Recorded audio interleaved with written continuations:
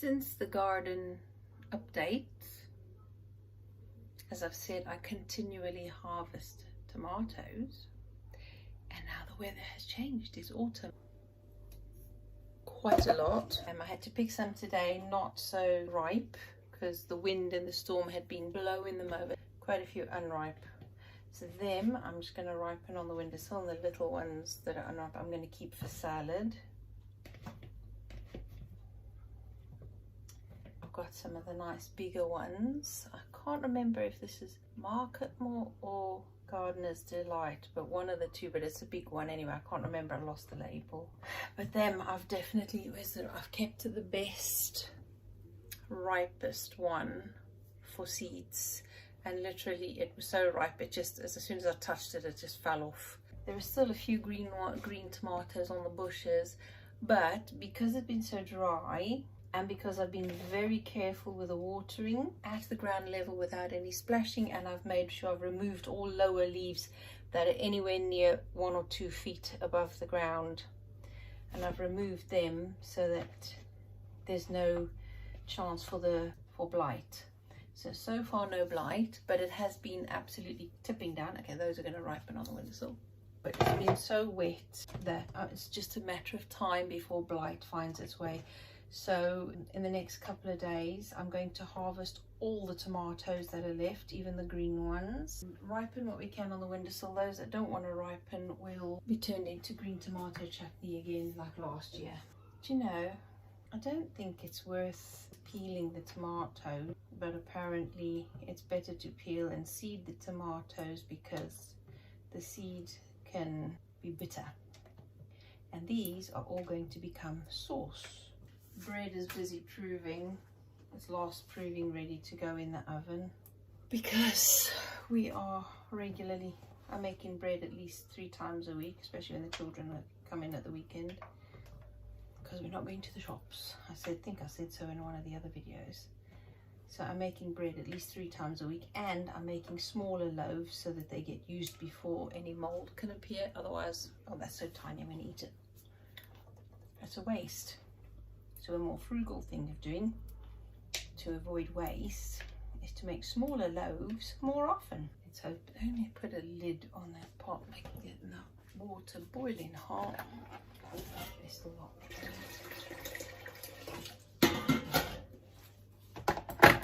I was thinking while cooking supper tonight, for the past 3 weeks, we have really scrimped down more and more, and are still doing it more and more, and every day, because we were living out of the store cupboard, you know, our food storage. And I've told you how important it is to build a food storage. Well, it turns out we are now at a point where we really need to be very frugal, spend as little as possible, get out of that. It's a small overdraft, but when you don't have money, even a small overdraft is just as well as a mortgage, because you're not living within your means. So we are determined to live within our means, and that means for a time living way below our means in order to get rid of any kind of debt. And an overdraft is a debt. Even if it's tiny, it is still a debt, and it hurts when things get tight. We're clearing away debt for more peace of mind and greater resilience, and that means living out the store cupboard, what we've got in the garden, and what we forage. I know I can manage perfectly fine with way less, and it'll be easy because it's something that I have done and still do to a degree. So it's comfortable because I'm used to it. So I think I want you to get think about that one.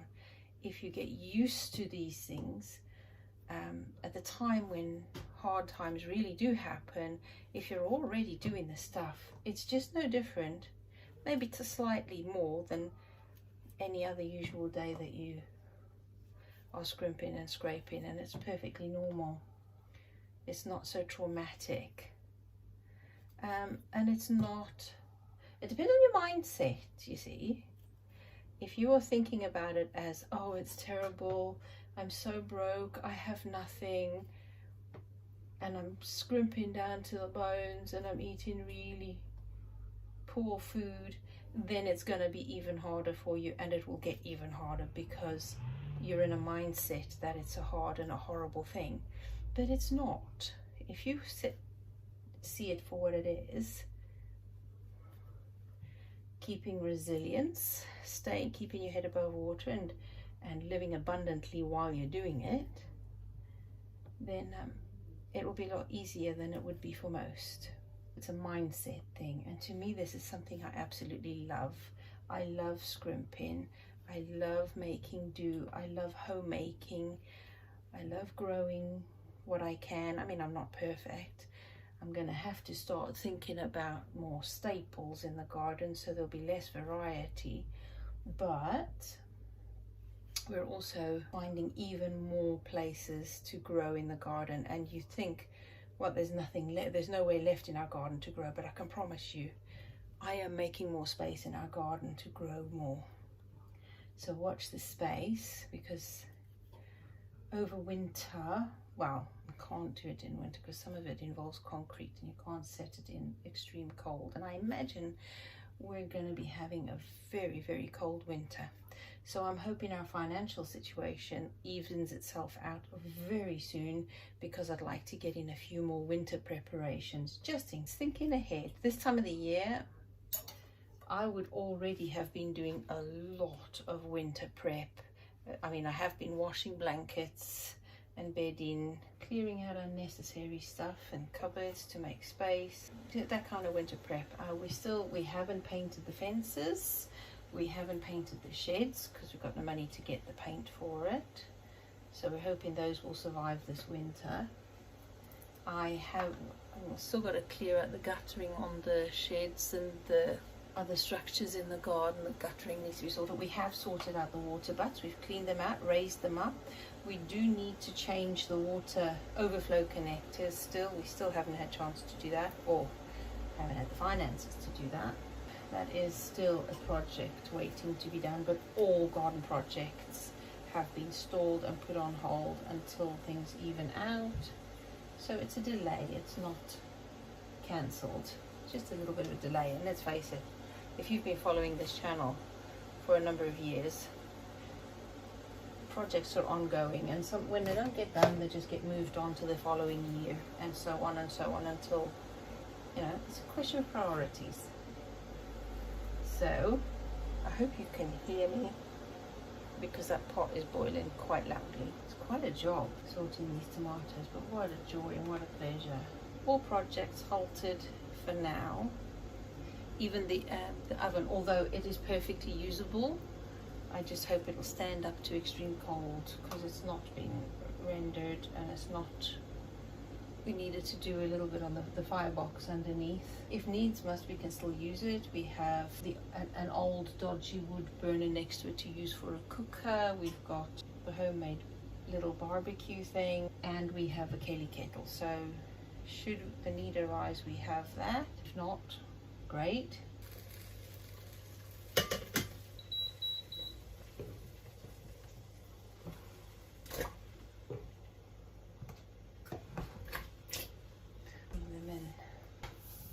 Should have just put it straight in there, shouldn't I?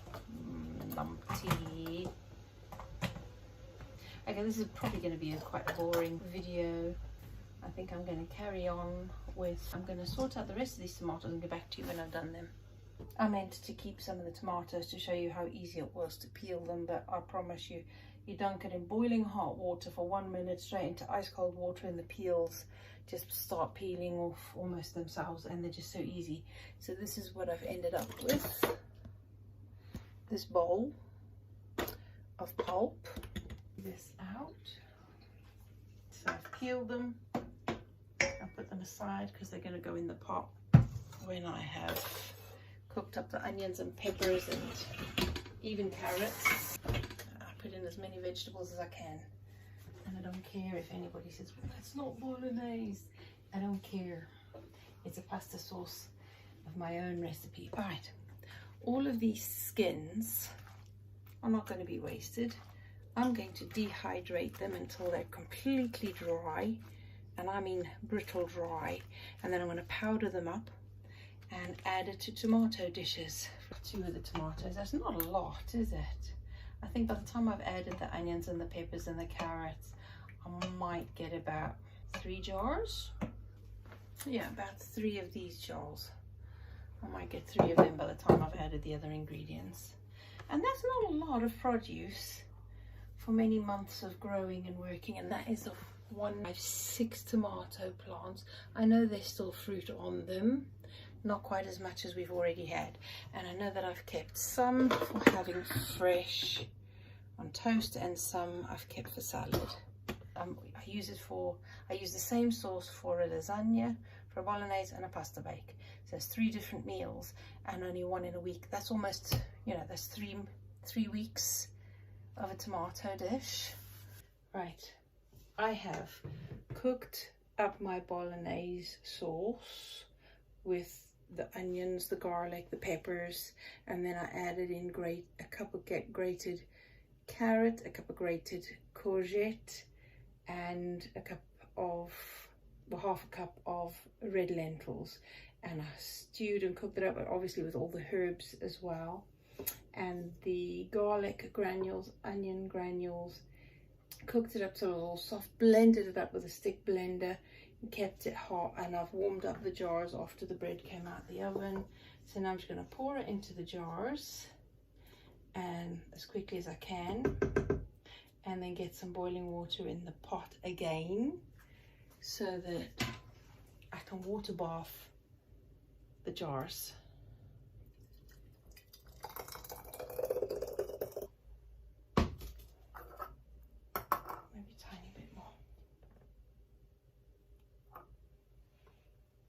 Give it about, but that'll do. Of course, because I used the funnel, the room is clean, so I'll tighten it up in a minute.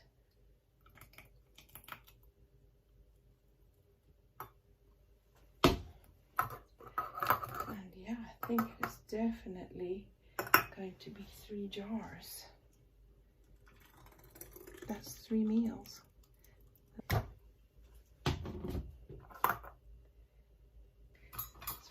Lids on.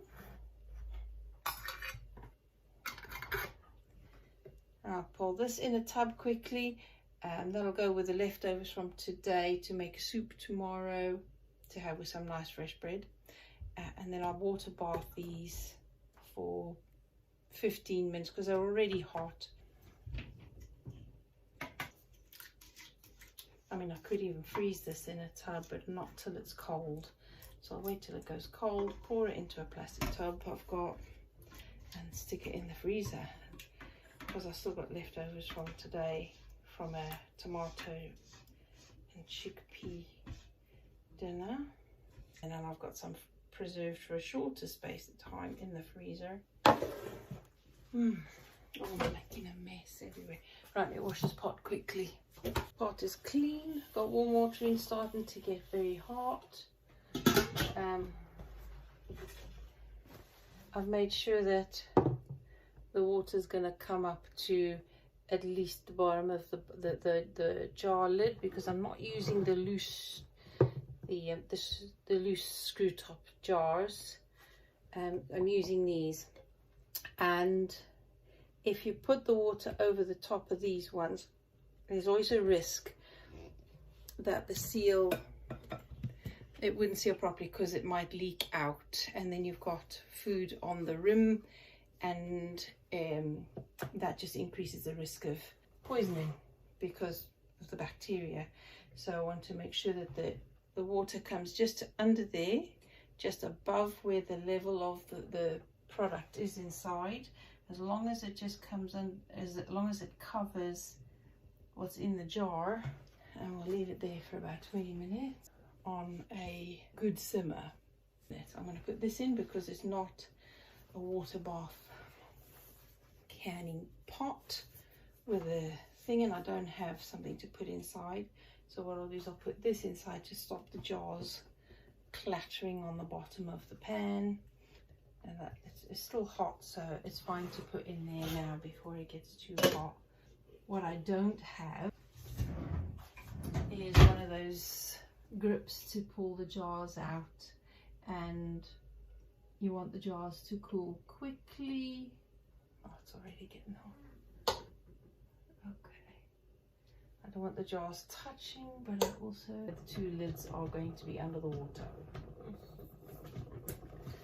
Let's make sure that they seal then, shall we? And that's the problem with not using the loose lids, because you only keep the lid on until it has gone cold, and you can hear it pop in as it cools off and it seals.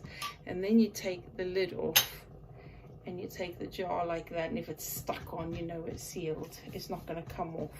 And you store it without the ring, because with the ring on you cannot see when the seal breaks, or if the seal breaks in storage. So it's best to store it without the ring. So I don't have lots of jars like this, especially not big ones. It is on the wish list. This time that that's got to cool off, go in a tub and in the freezer.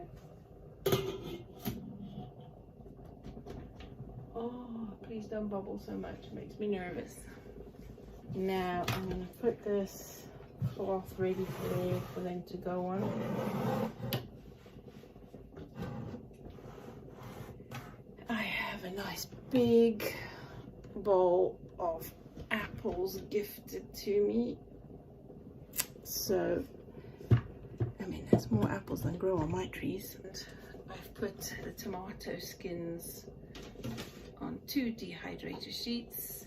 I will cover them with a clean tea towel, make sure there's nothing gets on them overnight, and in the morning I'll put the dehydrator on. I don't like running the dehydrator overnight. So I'll get back to you when they're done. And there you have it. Pasta sauce all done. The buttons have popped down. I know they were very tight when I took them out the pot. And that is 3 meals ready for the store cupboard. And I've just used masking tape for the labels. Why not? They just get washed off when we're finished and chucked out.